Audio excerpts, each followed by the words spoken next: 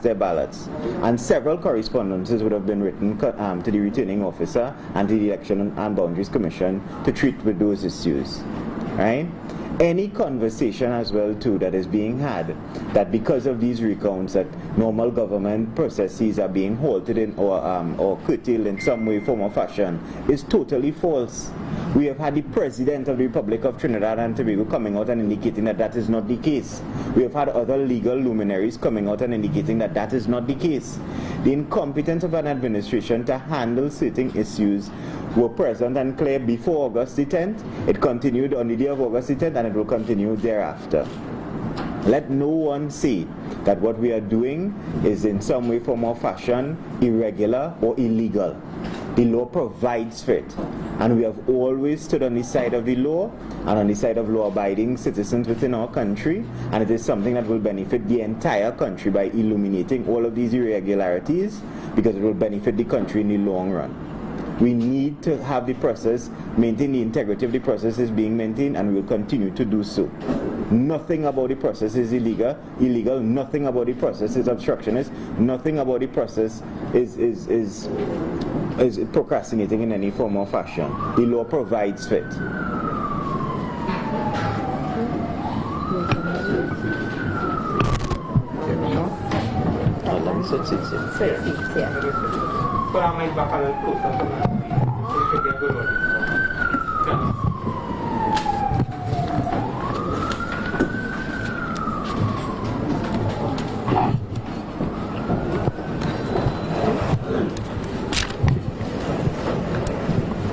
Thank you, Sean. I would like to add my voice to indicate that there are too many irregularities taking place at our current count in the constituency of St. Joseph. The place of this count is at the community center, Market Street. Let me highlight some of the key ones. Now, on Wednesday we had a press conference and I indicated that in one polling division we had 171 irregular initials. This then prompted me to seek a sample initial so that we could compare each ballot in the check. That has been refused. This 171 irregular initials accounts for more than 50% of the ballots in that box. Secondly, most of the polling cards have been checked, and we are finding that more than 54% are white cards. The white cards are the ones you do not receive in the mail. The white cards are when you come to the station, you say, I do not have a polling card. They will pull the copy or they will make out one for you. That is then recorded in the polling station diary. We have asked to verify those polling cards against the station diary, and we have flatly been refused by the returning officer. So therefore we cannot ascertain, right, the veracity of the polling cards as well as for the ballots. We found last night a ballot box that was improperly sealed. The ballot box supposed to have seals to the front and the side to ensure that if anyone opens the ballot box, you will break those seals. This ballot box had a seal at the back only over the hinges. So if you were able to open the ballot box from in front, you will not hinder the seal, and you could do whatever you want and reclose that ballot box. We objected to it, that ballot box, and all the contents of it. Another ballot box yesterday evening had no proper seals on them. Each envelope coming out of the ballot box would have a white seal with the signatures of all the persons from the polling station, and this will be glued to it, right? None of the envelopes had any of those seals on it, and this came out of a sealed ballot box. So there are very strong irregularities taking place to indicate that things are not above board. The white polling cards, as indicated, accounts for more than 54% in only 5, and we have 49 48 more boxes to account for. We have asked to examine the polling ballot stubs, and that has been flatly denied because we cannot do any correlation as to the amount of ballots as to the stubs, because we have been coming up with a vote short here, a vote short there, someone getting more. In one particular ballot box,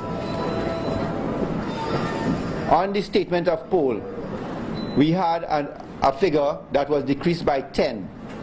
When they opened the envelope, they found 10 PNM votes in our pile, which it took out. But we had 76. And the question was, so where is our 10? Because we had 76. They did not seem to check or could verify whether or not the ballots, okay, was in correlation with the stubs. They flatly deny us the opportunity at every stage to verify whether or not the figures are right in terms of ballots to stubs. The final main issue is that this statement of poll 108001, as you see it here, so I bring it close for you. Okay, 108001 was issued to our agent, and you will see all the official, and this is the authentic statement of poll, all the official signatures of all the persons who were at the polling station on that day. Last night, when we were checking this particular ballot box, these figures for the PNM were doctored, right? Indicating impropriety. It was doctored here, here, and here. And the doctored figure had no initials by these persons, indicating that whoever tampered with the document did so fraudulently. And we made a report last night to the police station. St. Joseph was closed for possible COVID, which had to be sanitized, so we had to go to Tanapuna. And we did this around 11:43 after it was closed. This is the report, and it shows me as the candidate making the report and my counting agent who was with me. Okay, so now this is in the hands of the Trinidad and Tobago Police Service to now investigate. And these are some of the major irregularities taking place at St. Joseph so far. I will now hand over to David.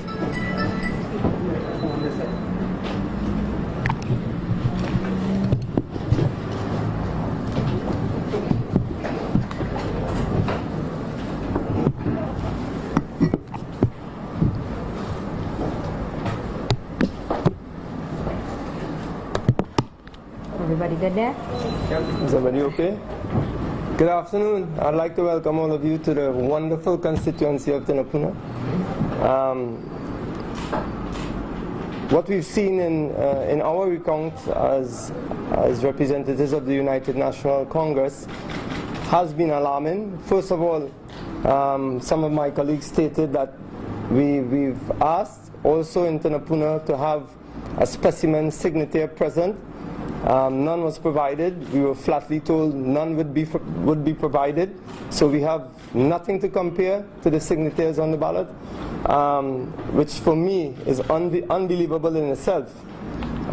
Secondly, we asked to see diaries that we can have an account of people who came to vote possibly without ID cards, and we were told that those diaries would not be available for us to be seen, and we queried on several occasions why this is so, and it was stated to us that it would be under the discretion of the returning officer. Of course, we objected vehemently, and nothing has. We've sent letters from our legal team to the EBC, and until now we have received no reply to our queries. Now, those first two, alarming as they are, the most alarming thing has been issue has been that we've had 25 ballot boxes counted in our absence. 25, let me repeat that for the citizenry of Trinidad and Tobago. There have been 25 ballot boxes counted in the absence of any representative of the UNC. On Tuesday, the first day of the recount, it was made abundantly clear to all present by the returning officer that a schedule would be set from 9 to 5, which we have adhered to on Wednesday, Thursday, and Friday. Subsequently, on Wednesday, the returning officer, on the urging and prompting of the PNM Legal, said that we would go beyond 5 o'clock, which we did. We went until 6 so that we could finish one of the ballot boxes. We understood that they went until 11 o'clock, and they counted 4 boxes in our absence. That is on Wednesday. On Thursday, we stated to them that we were not present. We sent a letter to the EBC.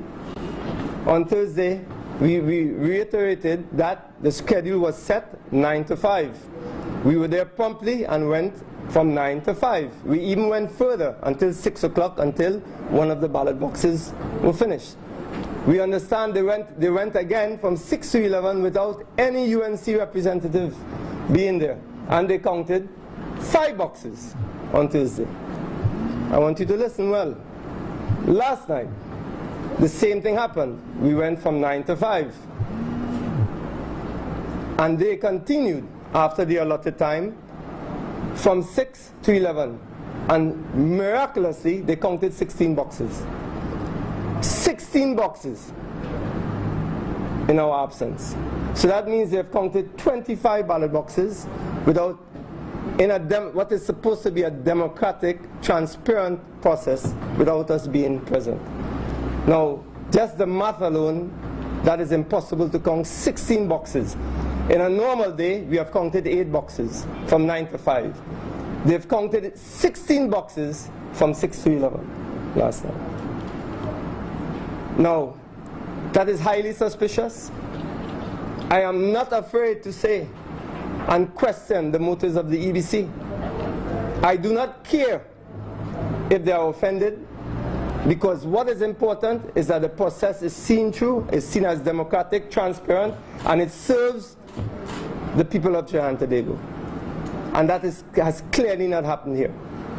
I leave it up to the public now, who has been led on by an uncaring government, by a Prime Minister intent on inciting the racial divide or widening the racial divide. Because when he has no option, he turns only to that and then blames it again on our political leader. He has incited that racial divide and incited the people, and he continues to do so. But the process is clear. Everything has been clear. We cannot let things be dictated by the EBC on their own terms after they have already suggested and agreed on a schedule. And all of that based on the promptings and urging of PNM Legal. No, the EBC has to maintain an impartial and must impartial look at all times. The optics must be one that they cannot be compromised, that they're unbiased, and that is important for our democracy. So anybody can come and try to intimate that we are trying to be obstructionists. We do not accept. And we do not accept the bullying of a common input. He has no legal standing or no moral standing to talk to anybody about anything. We do not accept. For one, we'll stand up for the people of Trinidad and Tobago. We'll continue the process, and we'll do so with ardor, with rigor, with fervor, and in the interests of our country. Thank you.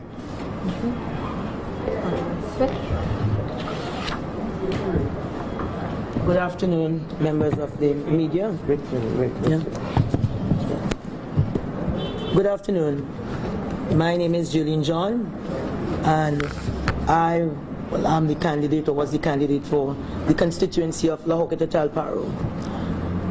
When a voter shows up at a polling station to exercise their franchise, they're expected to have in their possession an ID card, a Trinidad and Tobago ID card, and an EBC issued poll card. On the day of the 10th, well, prior to me making that statement, I want to say in La Horquetta Talparo, what came out is that there were many irregularities also. Just want to quote this quickly. You had the lack of specimen initials of the EBC officials authorized to issue ballot papers at the various polling stations. A letter was sent by the election officer of the La Horquetta Talparo constituency to the head of EBC, and we were denied that right to see what the specimen signature looked like. And why we did not ask for that arbitrarily, it is because the initials varied from ballot paper to ballot paper within the same polling division. You had unsigned ballot paper, no authorizing initials on the ballot paper. You had numerous stamp-related issues, and I was told in the recount, even the EBC felt that there was some issue to be raised there, where it appears that ballot stamp for the PNM all had consistently the same irregularity within that same PD, whereas for the UNC, the stamp was good. You could have made out that stamp, but with the PNM ballots, or those marked for the PNM, there was a great irregularity, and the person who sent this report to me surmised that one could have created the impression that these ballot papers were hastily stamped. Errors on the statement of polls. Total ballots and total poll cards did not match. High number of polling cards issued at polling station. Now, with the high number of polling cards issued at polling stations, which bring me to the first point that I was making, that you are expected to show up with your ID card and EBC issued poll card, which would have been sent to you in advance via the mail. What we were finding in the constituency of La Horquetta Talparo, you would have had the PNM stronghold as you would have the UNC stronghold PDs. So in the case of La Horquetta, for instance, you had this happening consistently. In the case of Wallerfield, I'm going to give you an example. In a polling station number 2085, which is 1 to 5 different polling stations there. Overall votes cast was 1,939. The polling cards issued at that polling station without any, well, whether it is they did not work with their polling cards or did not work with the TNT government issued ID, was 1,371 in Wallerfield. That meant 70% of the people who voted in polling station 2085 had neither, well, you had to surmise, because you have to, you now have to decide what it could be without having the evidence, because you are not allowed to look at the polling station diary, which again we asked for. We sent a letter to the election and boundary, the head of the Election and Boundaries Commission, and we're told that is not in the Representation of the People's Act. But if you have in this polling station 70% of the people who would have voted without either ID card, they didn't have the polling card, and they had to be issued at the station, I call that a grave irregularity, and it needs an investigation. Now, when you look at this comparative to a polling station or polling stations which exist in maybe, let's say, an area which would vote perhaps where the UNC would be competitive, Caparo Mamaral, total in polling station 2660. Total poll cards used 455. Total white poll cards 72. That's 16%. So that's a big drop. You know. Whereas in places where you think the PNM has an advantage, in 2665-1, again in Mamaral, Caparo Mamaral, total white poll cards, that is those who voted without the ID and maybe poll cards, 48%, 15%. 2665-2, total poll cards used 285, total of the white poll cards 28. Again, those without ID or would have bought their poll cards, it's 10%. I think this is it's really an irregularity. It doesn't make any sense, because in the areas where, as I said, the PNM are very competitive, you have this high incidence of the use of persons of the EBC issued poll cards, on the day. on the day in question. You don't know, and then you have no access to this station diary, so you don't know who voted. They are not telling you who voted. So what you are in fact doing is an exercise. What is happening now in the various recounts really is a count. It's not a verification of anything. You're no different to the count on Sesame Street, but the only person who's laughing is the PNM all the way to President House. You understand? Yeah, you can't verify anything at all. So you're just saying, well, this is one ballot for UNC, one ballot for the PNM, but you just don't know who voted, based on the fact that a significant number, in the case of La Horquetta, 70% in one case, would have voted probably without ID card and without a EBC issued poll card, well, issued in advance poll card. And I find that to be very troubling, and I think this calls for a wider and bigger investigation. Thank you.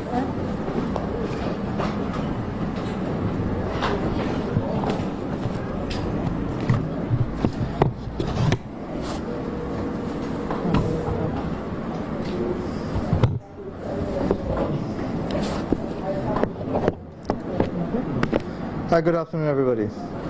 I just want to reiterate a few issues that were raised and try to tie it onto some of the other problems that we've been facing. As you all would know, on many occasions before the elections, the United National Congress met with the Elections and Boundaries Commission. In fact, on those occasions, a team led by party chairman, and which would have included deputy political leaders and other representatives of the parties, including myself, met with the EBC with the express purpose of ensuring that the elections that were coming up, which were due, which actually took place on August 10th, were free, fair, and free from fear. Our objective then remains our objective now. That has not changed. As indicated by Mr. Sobers, we are acting within the law. We are acting within what is required of us. We are not breaching the regulations, we are not breaching the law. When we met with the EBC on all these multiplicity of occasions, they were very cordial to us. They were very supportive. I find it extremely strange then that now, when the things that we are asking for would aid the transparency of the electoral process, that the EBC itself is finding reasons why not to provide. As DPL John has indicated, what we asked for, access to the station diary, the specimen signatures, access to the poll cards and the stubs, those things will assist in ensuring that the process is transparently reviewed. There should be no reason for the EBC to object to anything that we are asking for once it will help the transparency and the integrity of the process to be validated. It is therefore strange that they are fighting this down. What is even more strange is the Prime Minister and other members of his team trying to ascribe some sort of blame to the UNC and the political leader, asserting that we are trying to delay a process. We are not. What we are doing now is trying to ensure that a proper process is in fact put in place. It is exactly what we did in 2015. It was exactly what we did in 2015 when the conduct of the EBC was called into question, and the EBC was found wanting at that time. Their desire at this point in time and their determination in not providing the items and the documents that we require to ensure the process is transparent is extremely unfortunate. It therefore leaves room for speculation, which is not something anybody wants in an electoral process. I repeat that the items that we are asking for, the access to documents that we are asking for, is not inappropriate. What is concerning to us on this side is that the EBC refuses to provide those very things which will ensure that the process is viewed to be transparent.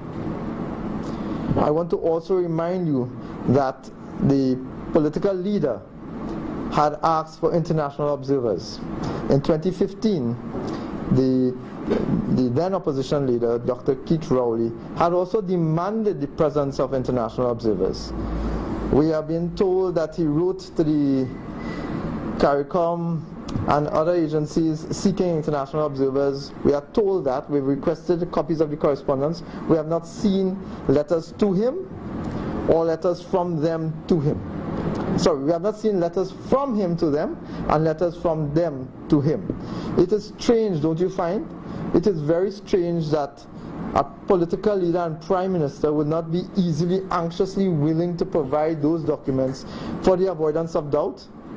Isn't that odd? Correct. In the same way that the EBC is not willing to provide documents which will remove doubt.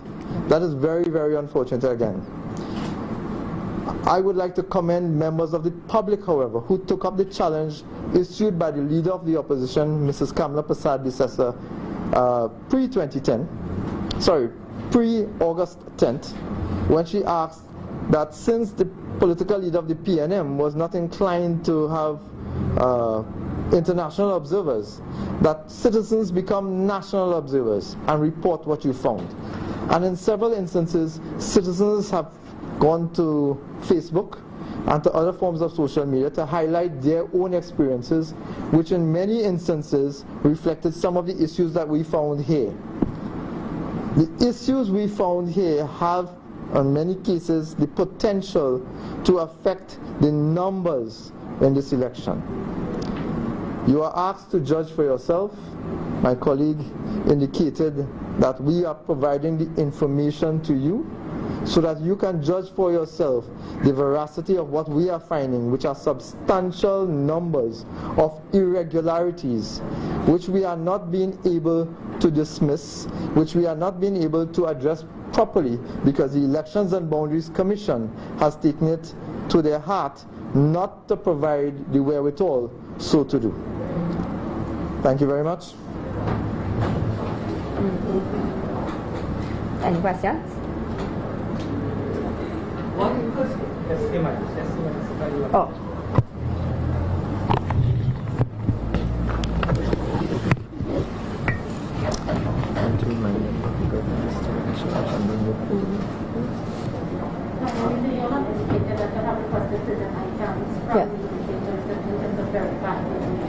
Yes. Helping the campground process along. Is that something that is within the parameters the parties agreement to request in terms of the account going forward and verify that? Yes, it is. And as Mr. Tanku noted, right, anything that would add to showing that the process was free and unencumbered should be provided. We cannot understand what the difficulty is. The polling station diaries, we are asking for confidential information. Nothing about our electoral process should be shrouded in secrecy or should remain confidential. That's our rights. Those are that we cast those votes and we ought to be able to verify. So yeah, it is within our right. People may try to come and say different things, but